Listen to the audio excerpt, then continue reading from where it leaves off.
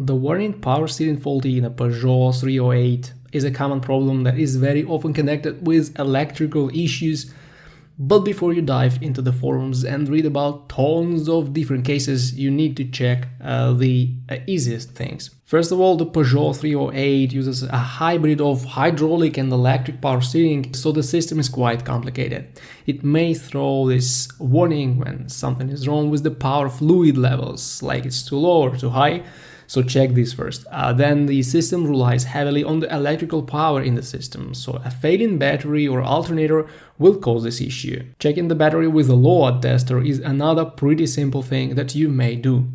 If the battery is older than 5 years, just replace it and see if this can save you from spending a lot of money on other parts. Then it would be nice to read the codes with Lexia, diagnose, or some high-end scanner supporting Peugeot programs. With the codes, you may get some extra ideas of what may be wrong with the car, but more often than not, the problem is in the connector of the steering rack or the power connections. Let's start with power connections. Check the battery terminals.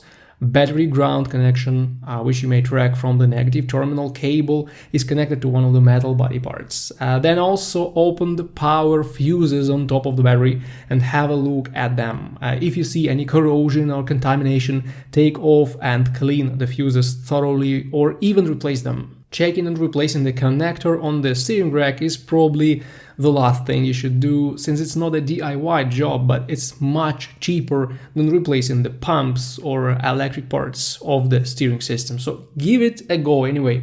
I believe in 80% of cases the power steering faulty warning is an electrical issue because of a corroded ground connection or a faulty connector on the steering rack. So it's worth investigating electrical issues before you invest in much more expensive parts.